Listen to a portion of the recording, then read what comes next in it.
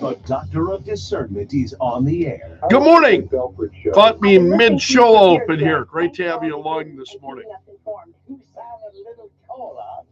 Dispensing a daily dose of common sense, no prescription required. Americans love a winner and will not tolerate a loser. Americans play to win all the time. I don't believe in a no-win scenario. Good morning, my friend. The marketplace of ideas is open. Welcome to the Greg Belfrage Show, Wednesday morning, January 15th. Big story this morning is Governor Kristi Noem giving what may be her final State of the State address yesterday. As you know, she will have her hearing for Homeland Security Secretary, which has been delayed now. More on that in a moment. But the governor, and you just heard Joe Bowman say this, and it's kind of true, that really this seemed to be more of a farewell speech from Governor Noem, more than anything else. And Governor Noem in her speech said, "I knew that it was always possible that I might not be your governor anymore, whether that circumstance be the result of tragedy or opportunity," she said. And then she was talking about Larry Roden. And actually, I thought it was really kind of meaningful to see the interaction between Lieutenant Governor Larry Roden and the governor. And Governor Noem said, "I wanted a partner who would lead this state just as I would. I wanted someone who realized that her rights came from God, not from government." That's been a pretty consistent theme, I think, with Governor Kristi Noem. So they have been friends for a number of years, became friends when Governor Noem was first elected to the State House of Representatives.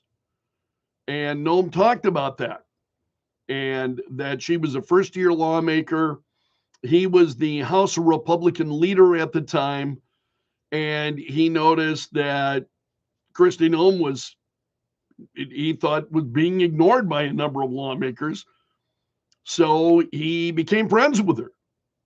And Roden said, "It's grown into a friendship that has meant the world to me," said Larry Roden. And then the governor responded very similarly. She says, "Roden has been a partner and advisor, source of wisdom and laughter," she said. And then she gave him, I'll backtrack just a bit, because Larry Roden said, as he introduced the governor, he said, "This may well be the last opportunity that I have to introduce the governor. So let me say this, in my estimation, Governor Noem is the perfect example of what it means to be a South Dakotan," he said. So she, at one point, then she kind of passed the torch to Larry Roden. She said, "So Larry, I have a gift for you." And she handed him a baseball bat. And she said, "You're next up to bat." And the governor said, "Although I'm saying farewell, please know that I'm not going far. South Dakota has always been my home, and it will always be my home. I will continue to focus on making our people safer, stronger, and freer," she said.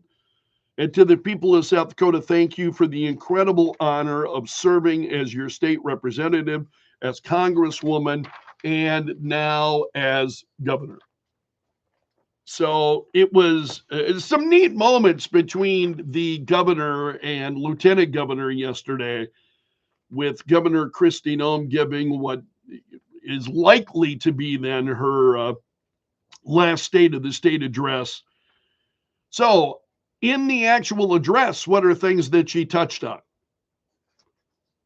She talked about Second Amendment rights, and she reaffirmed then her dedication and the state's dedication to gun rights. In fact, I'm asking that question this morning on Facebook. This is one of several things that she touched on during her speech yesterday. But she talked about bringing more firearms manufacturers to South Dakota. It's one of the things that she touched on. And so I'm curious, how you feel, how you would feel about that. So I asked that question this morning for those of you who follow me on Facebook. Welcome your thoughts there. So she talked about that, the state's implementation of constitutional carry, she also talked about the removal of fees associated with concealed carry permits. She talked about attracting firearms businesses, as I just mentioned. So she wants to make South Dakota more attractive than for firearms manufacturers. She talked about the state's low taxes, minimal regulations, and strong support for Second Amendment rights in the state. She also positioned the state as a leader in promoting firearms ownership. She said that's a key component of personal freedom and safety. So she talked about Second Amendment rights. She also talked about the state's rich hunting heritage and the state's ranking for hunting licenses and so on, things like that. And what that means then, especially to young South Dakotans, to our children and to our grandchildren, I think is really important. She talked about agriculture. She had been a strong proponent of agriculture, I think, as well as land ownership. She expressed concerns about China and other than foreign countries purchasing agriculture land in South Dakota. We've talked about that before. I think it's troubling to a number of us. So the governor talked about the need to protect the state's ag assets from any kind of foreign influence.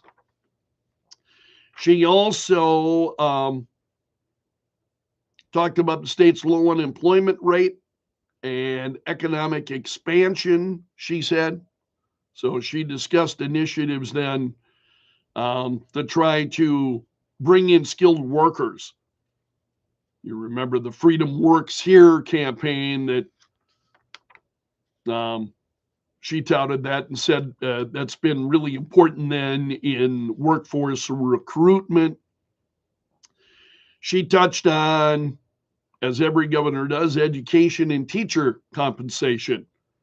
And she said she acknowledged the necessity of increasing teacher salaries to make sure that they are in line with the state's educational funding.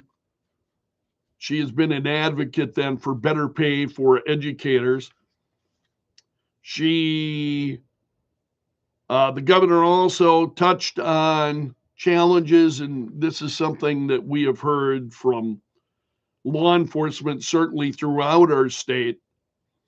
She talked about the challenges that are posed by drugs like fentanyl, xylazine, and she said she would like to classify xylazine as a controlled substance. She's working with Attorney General Marty Jackley along those lines. Jackley has been pretty outspoken in wanting to reclassify xylazine. She talked about this year, she will make a declaration, she announced the forthcoming declaration of 2025 as the Freedom for Life year. And that would support then mothers and children then through various different programs, trying to reduce the death rates among South Dakota mothers and babies, which have been on the increase, especially among Native Americans in our state. So she wants to combat that. And she talked about government efficiency. That sounds familiar. Government efficiency. So she talked about plans to merge the Bureau of Human Resources and the Bureau of Administration in order to streamline state government operations. So those were among the things that Governor Kristi Noem talked about. She also talked about South Dakota Public Broadcasting. Her budget plan includes a 65% reduction in state funding for South Dakota Public Broadcasting.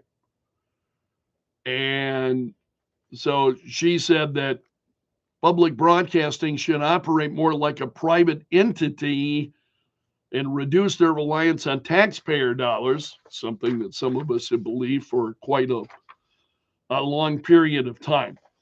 So we will talk about the governor's address coming up in a little bit more. We'll get your reaction coming up to it this morning. Again, I think she touched on a number of things as I was just sharing there. The proposed cuts to South Dakota Public Broadcasting. How do you feel about that? How do you feel about her efforts to get more firearms businesses in South Dakota? The 1.25% pay increase for teachers. Just a lot of things for us to chew on here this morning. And we'll open up the phone line and get your reaction coming up this morning after 7. So now the governor was to have her confirmation hearing for as the Secretary of Homeland Security. She's Donald Trump's choice. That was supposed to be today. It has now been pushed back to Friday. And so they have rescheduled this for Friday morning at 8 a.m. And the Politico said, and thanks to Austin Goss, who actually is covering the state legislature for broadcasters out in Pierre this year. And I think he's done a remarkable job. Austin Goss has. Not everybody who's been out there covering the legislature can say the same. So, but according to Politico, this may be delayed. And because the FBI apparently is having trouble processing your paperwork. Oh, what a shock. Once again, I just find myself at a loss for words. Can't imagine. Did all of this catch the FBI? What, by surprise? So there's a holdup in the paperwork. I don't know what's going on, but so now her appearance has been rescheduled. So it will not be today, as I told you earlier this week, because it was scheduled for today. There are a number of them. Senator Marco Rubio will be up for Secretary of State. His hearings begin today, along with a number of others. So just as we saw with Doug Burgum being pushed yesterday, because his hearing was supposed to begin yesterday, that was pushed back to Friday. Now we've got Governor Noem's hearing that has been pushed now from today back to Friday. So I want to make you aware of that, because I was anticipating that pretty. But given the governor's remarks yesterday with her State of the State address, certainly gives us a lot to focus on this morning. So do not be looking for that today. That'll be coming up on Friday. All right, let's touch on some of the other big national stories that are going on this morning. We've got the wildfires in Los Angeles that unfortunately have intensified. The death toll now is at 25. You have got in the midst of that, you've got the Los Angeles Fire Department's leadership facing some additional scrutiny as incredible. One of the big national stories, I think, is Pete Hegseth. How much of his hearing did you watch yesterday? Did you catch any portions of it? The Democrats were just going after him. And I've got to tell you, I just thought Pete Hegseth just very consistently thanking his family and relying on his Lord Jesus Christ. He said that several times yesterday and the strength that Pete Hegseth has got, that's what just really kind of, I admire that greatly. The strength, his belief in his Lord and belief in his family. And I just thought that came across, at least to me, loud and clear. And here are the Democrats. They're all Mazie Hirono, Elizabeth Warren, just a whole host of just, and it got worse. And it got worse.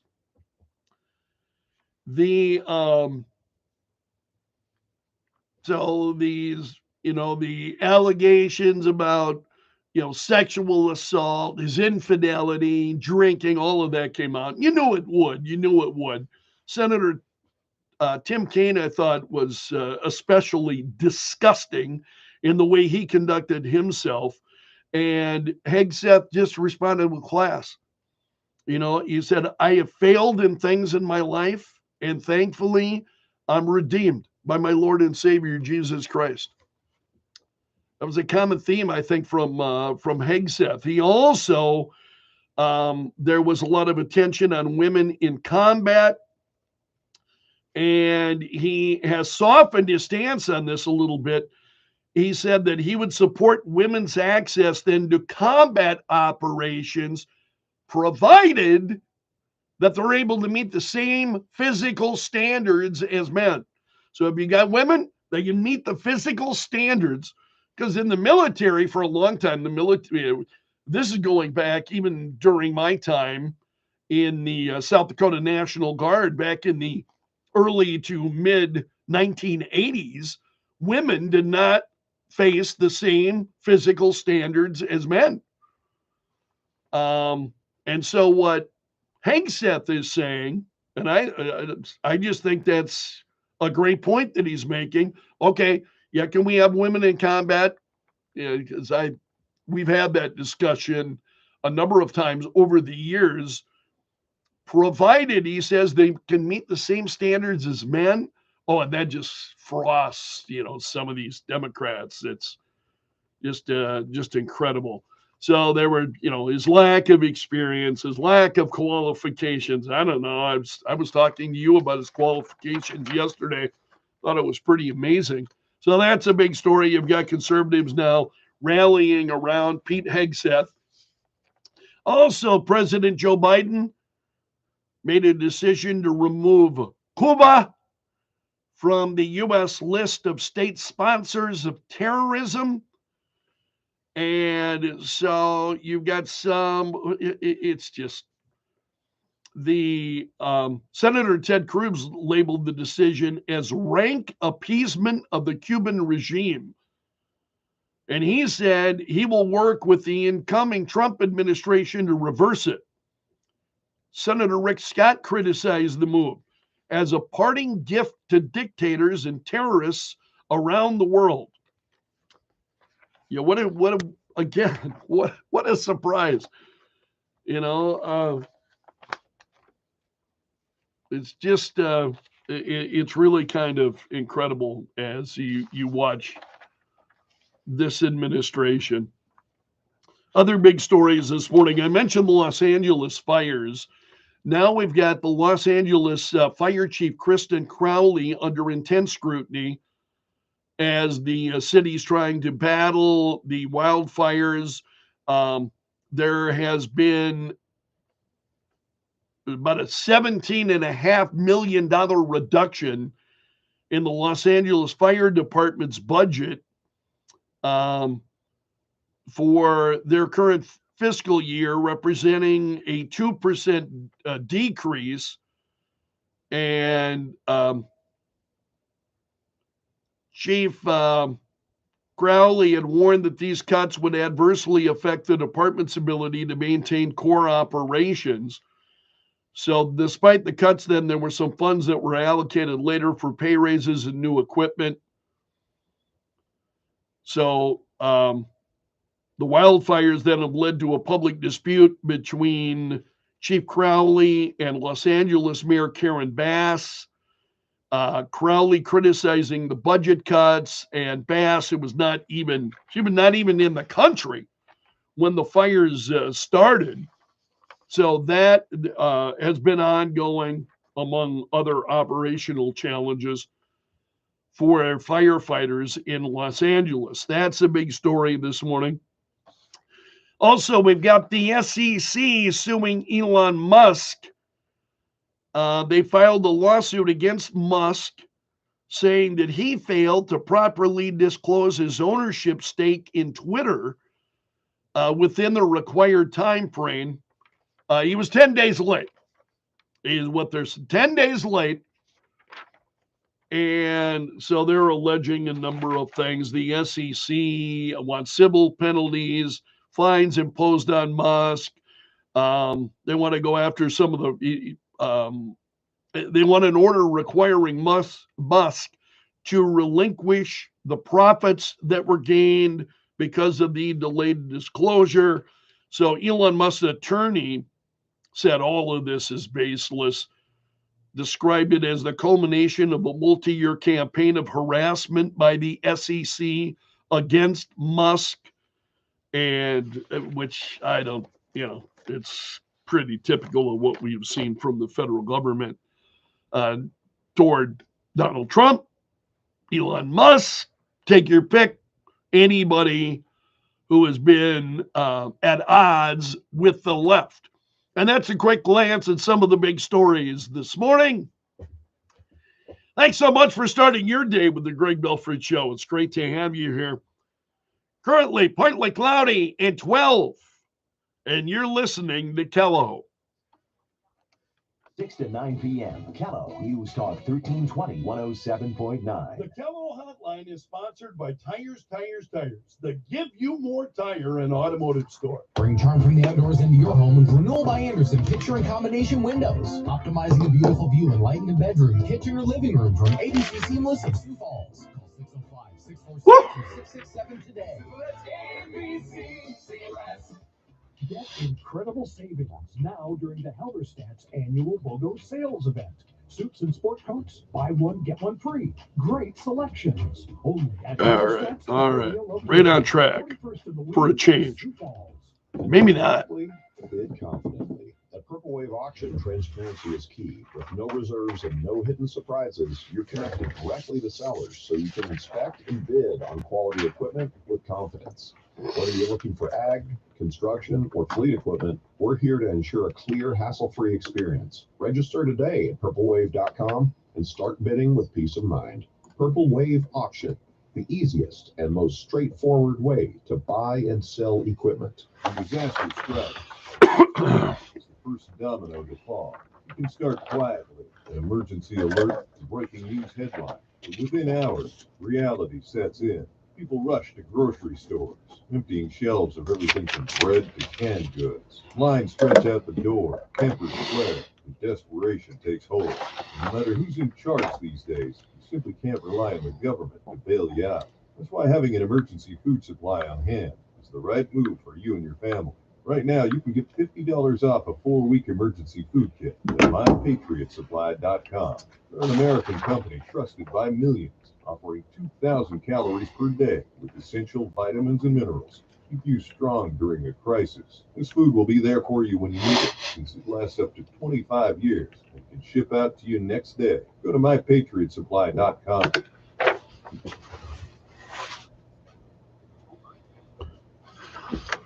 It's tax time. If you need help, call Nest Tax and Bookkeeping Service, voted your local best for 19 years in a row.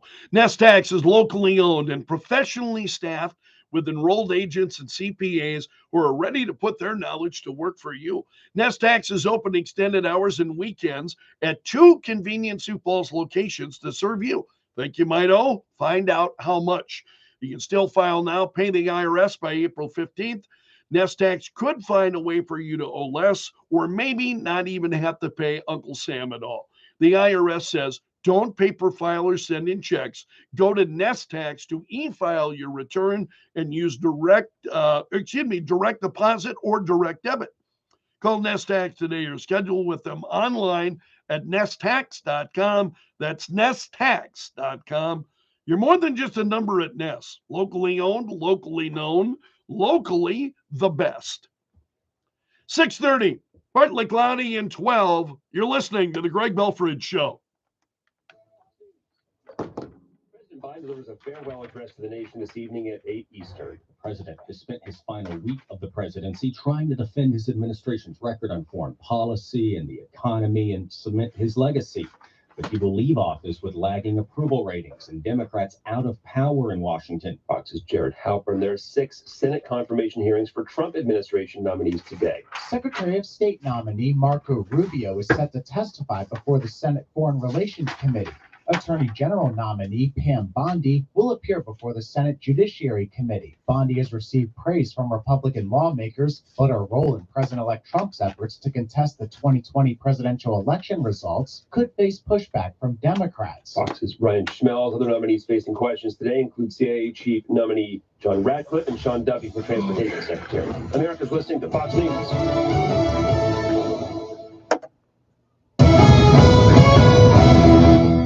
Kello News Time, 6:31. I'm Joe Bowman in the Kello.com News Center. It's a focus on accomplishments while in office. That's the best description of the State of the State address by Governor Kristi Noem yesterday in Pierre. Part of her focus was one of her favorite subjects, the South Dakota economy under her watch. We built the strongest economy of any state in America. Our 1.9 unemployment rate is the lowest in the nation today, and it has averaged as the lowest since I took office. We even broke the record for the lowest unemployment rate of any state in the history of America.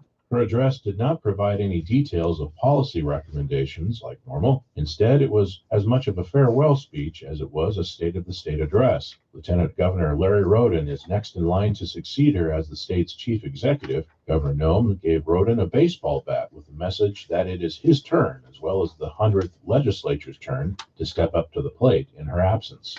Governor Kristi Noem's confirmation hearing on Capitol Hill today has been postponed. The FBI is still processing some of the needed paperwork. Noem, who is Trump's pick to head up the Department of Homeland Security, will now appear before the Senate this Friday.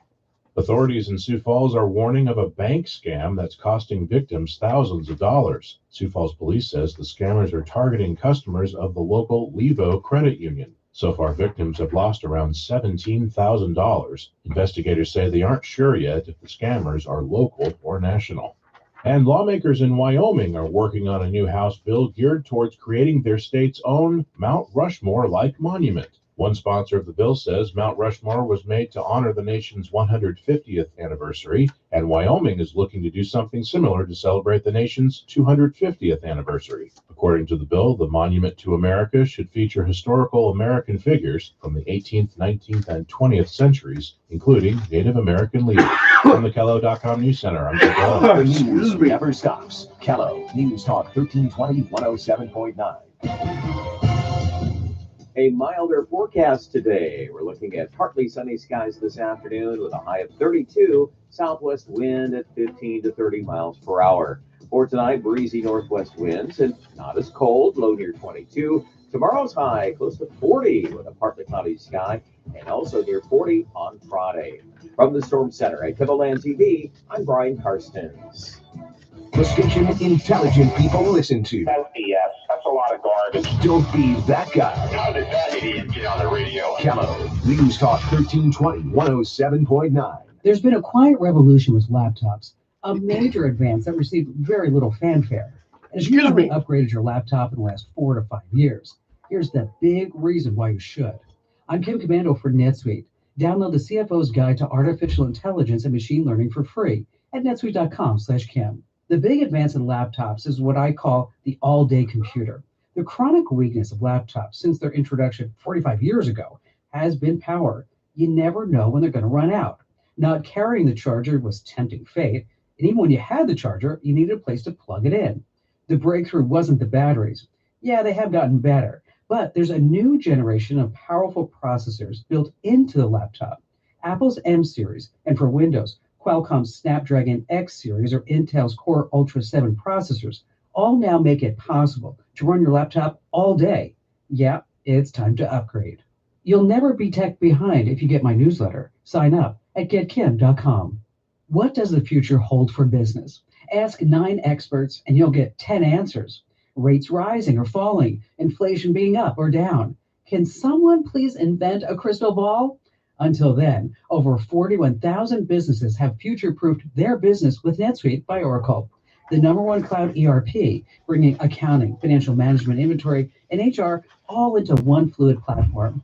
With one unified business management suite, there's one source of truth, giving you the visibility and control you need to make quick decisions. With real-time Okay. forecasting, you're peering into the future with actionable data. When you're closing the books in days, not weeks, you're spending less time looking backward and more time on what's next. And speaking of opportunity, you can now download the CFO's Guide to AI Machine Learning at netsuite.com/Kim. The guide is free for you at netsuite.com/Kim. That's netsuite.com/Kim. netsuite.com/Kim. The Kim Commando Show, live Saturday mornings at 9. Kello News Talk 1320 107.9. The Kello Hotline is sponsored by Tires, with 2 locations to make sure you have the proper traction this winter. In today's fast-paced world, building strong business relationships is key. It's about forging connections built on trust, innovation, and a passion for excellence. At Lawrence & Schiller, we're about pushing boundaries, problem-solving, outthinking and outdoing the competition, and driving positive business outcomes. If you're tired of settling for subpar results, get to know us at l-s.com, where every problem has a solution and every result is extraordinary. Okay, Matt, fill in the blank. Happy new inductor cone. Nope. Happy new set of spray tips. Fly drops? Raven monitor? This isn't that hard. I don't know, Chad. With all the products at CNR Supply, how am I supposed to guess? Happy new year, Matt. CNR Supply would like to wish everyone a happy new year. This isn't rocket surgery. You mean science. But it sounds like somebody needs attitude replacement surgery. Sounds like I need coworker replacement surgery. Making it more profitable and happy new year. Hey, quick word from my friends at 49th Street Liquor. They're 49th in Minnesota in Sioux Falls, and you're going to love everything they've got to offer. And you'll love the staff there as well. They're just incredibly friendly. They're going to help you find whatever you need at 49th Street Liquor. And they got a lot to choose from. They got a big walk-in beer cave that feature some local brews. So if you would like to see some of the local beers, they've got some of those for you, as well as a number of seltzers. You can buy those as originals, made a little easier to find one that you like. So if you have any kind of get-together coming up, or maybe you're just looking to spend a quiet weekend, you're going to find everything you need at 49th Street Liquor.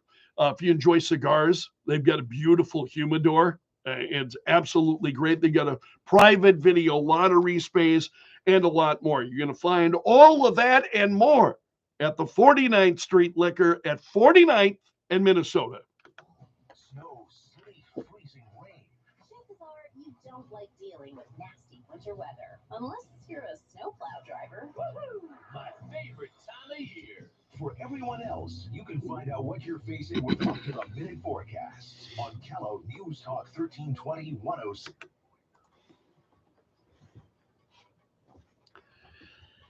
.39, partly cloudy and 12. Wow, remarkably warmer than yesterday. That was a little chilly yesterday. Wow.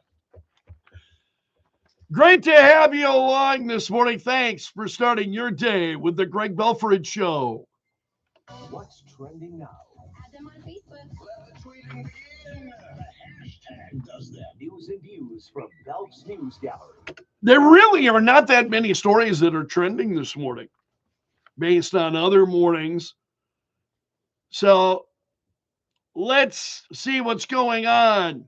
Top trending story: Donald Trump is announcing a plan to create the External Revenue Service.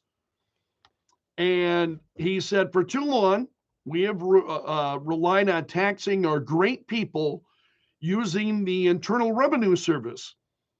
Through soft and pathetically weak trade agreements, the American economy has delivered growth and prosperity to the world while taxing ourselves, he said on True Social.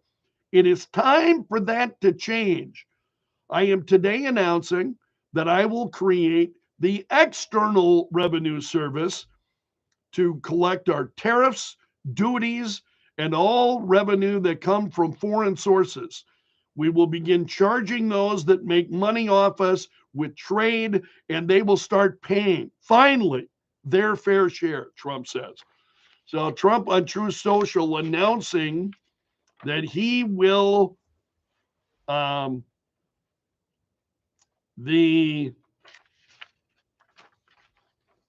create the External Revenue Service, and you get some who are saying this already exists. It's called U.S. Customs and Border Protection. This is from the Washington Examiner. It's the second single largest revenue raiser for the federal government. So others are going after this as well. Washington Post, a columnist at the Washington Post said, this is clever marketing, but it doesn't change the fact that American consumers will end up paying these higher tariffs. Not if I decide I'm not going to buy stuff that's coming from out of the... I don't like the price. Nobody's got a gun to my head telling me I got to buy this thing. I'll just move on. It's too expensive for me. Well, tariffs have made that too expensive. I guess I won't get that. Isn't it, in the final analysis, your choice? So that argument, Americans are going to wind up paying high, if they choose to, it's their choice. It's the whole thing, I think, just makes I feel my head's going to explode as we talk about that. All right, other stories trending this morning.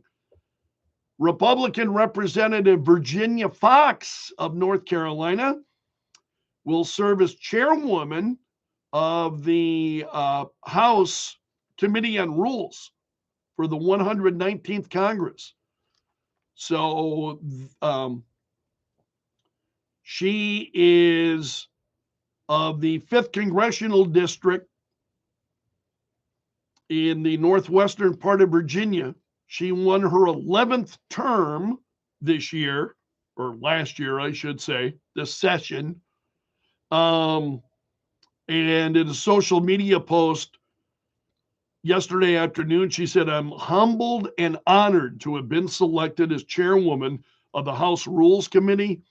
And I thank Speaker Johnson for placing his trust and faith in me to lead this esteemed committee. She said, in November, the American people gave President Trump and congressional Republicans a mandate to turn our republic around and move toward a brighter and more prosperous future. Our Republican majority in the People's House will achieve that end. We will deliver on President Trump's agenda with diligence and expediency. I look forward to contributing to this great American turnaround. Let's get to work, she says. And House Speaker Mike Johnson had similar words of appraise for her. We're seeing the MAGA garbage truck is going to be back in service again. Did you see this? The famous MAGA garbage truck will be in the inauguration parade. It'll lead among those who will lead the inauguration parade. Also, you'll have the MAGA garbage truck there, but also it will include the first responders in Butler, Pennsylvania, who were responded to the first assassination attempt on Donald Trump. So they'll be among those participating in the parade, and the famous MAGA garbage truck from which Donald Trump, you'll remember, campaigned, will be there as well.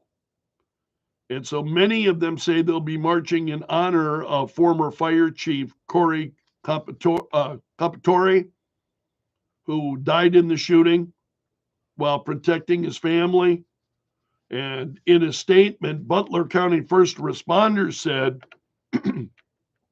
we hope all Americans will pause today to remember the bravery and sacrifice of their own first responders and police, the expertise of their 911 dispatchers, and the skill of their local hospital emergency and medical staff and emergency management agencies.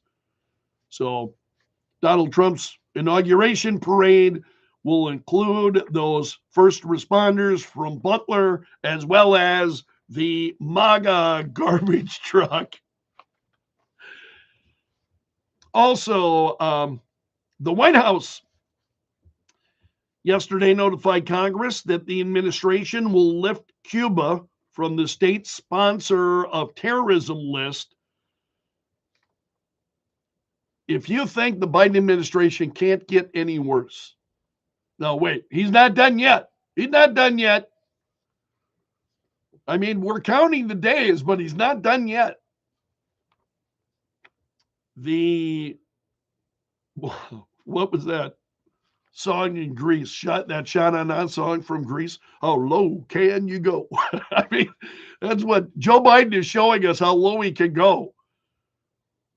Cuba was first placed on the terrorism list in 1982, removed by, who do you think removed them? Barack Obama, correct. 2015, Trump put Cuba back on the list in 2020 as he was preparing to leave the White House. And so now the Biden administration taking Cuba off the list, which Trump is likely to immediately, and especially Senator Ted Cruz and others are reacting to this. So hard to believe it's going to last. Also, the president yesterday signed an executive order that he says will keep both national security and climate change in mind. He's fast-tracking the construction of large-scale artificial intelligence infrastructure in the United States. And the president said in his statement that this will accelerate the speed at which we will build the next generation of AI infrastructure here in America in a way that enhances economic competitiveness, national security, AI safety, and clean energy. Oh, man. Also, as we talked about the inauguration coming up, House Speaker Mike Johnson said yesterday, flags at the U.S. Capitol will fly at full staff during Donald Trump's inauguration next week. Now, keep in mind that flags were lowered to half staff following the death of Jimmy Carter and will remain then at half staff. But during the, at the Capitol next week, they will be flying at full staff. And Mike Johnson said this is to celebrate our country coming together behind the inauguration of our 47th president. He said the flags will be lowered back to half staff the following day to continue honoring President Jimmy Carter. And you see governors across in some states who are doing the same. Iowa Governor Kim Reynolds, for example, has ordered flags at the state capitol and all state buildings to be raised to full staff on January 20th to honor Donald Trump's inauguration. A number of other states are following suit as well. I don't think you'll find this too surprising. Vice President Kamala Harris has not invited Vice President-elect J.D. Vance for a sit-down or a tour of the official residence of the vice president. So Harris and Vance have not met. And the second gentleman, Doug Emhoff, according to reports, spoke with Usha Vance, J.D. Vance's wife. They spoke for about 40 minutes, but Kamala Harris has not invited Vance for a sit down or a tour. And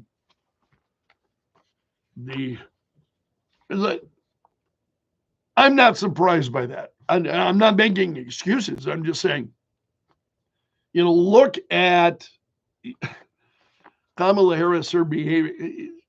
Who is surprised by this? People just reveal more and more who they are. People are wondering what's going on with Michelle Obama. Michelle Obama will not join her husband at Trump's presidential inauguration, according to a spokesperson.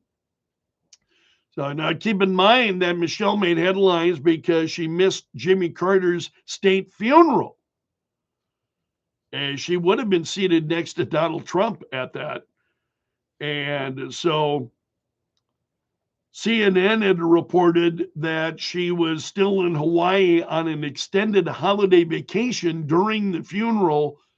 Why she is choosing to skip Donald Trump's inauguration, we'll have to wait for I'm sure you're just sitting on the edge of your chair, right?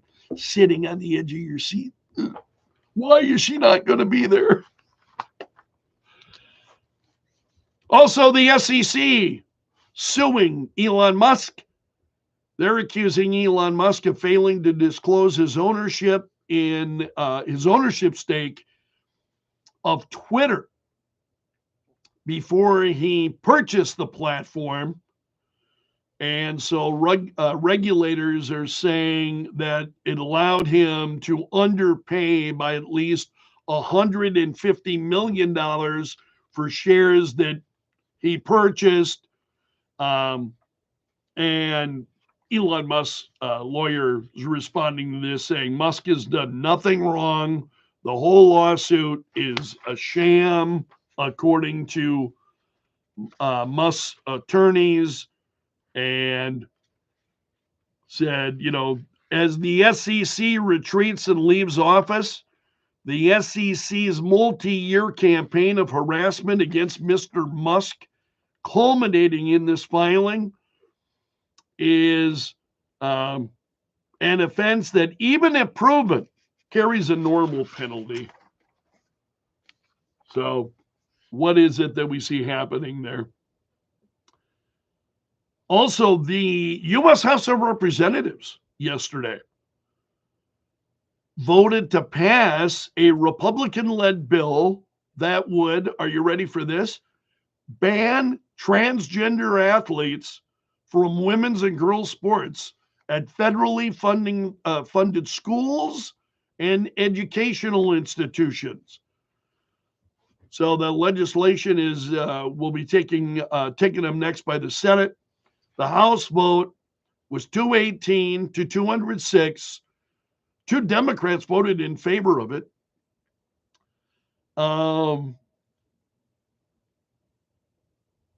The Republicans are pressing this issue. So some Democrats are saying that they need to do more to address potential voter concerns. And I would imagine from their perspective, there would be a lot of concerns. It would be a pretty long list right now as Donald Trump is coming back into office. And if you've got Republicans who are very much taking a common sense point of view when it comes to women and girls in sports. In fact, this bill is called the Protection of Women and Girls in Sports Act. Republicans say that transgenders hold a physical advantage over women in sports, and we're talking about cisgender women who were born as women. So whether that gets any further in the Senate remains to be seen. All right, what's going on at MSNBC? The president of MSNBC has left the company. As you know, their viewership has just absolutely fallen through the floor. MSNBC's has. So she announced her departure. She's the president of MSNBC. She told staffers yesterday she was leaving the network after being there for 4 years, she said. And so she will become the CEO of NBC Universal's new SpinCo venture, where Comcast will separate its TV channel business from the rest of the NBC umbrella. So she is going to SpinCo.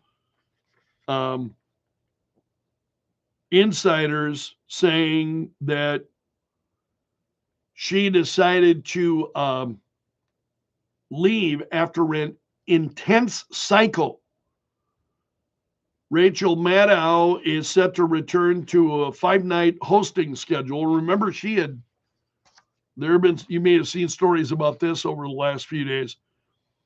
MSNBC,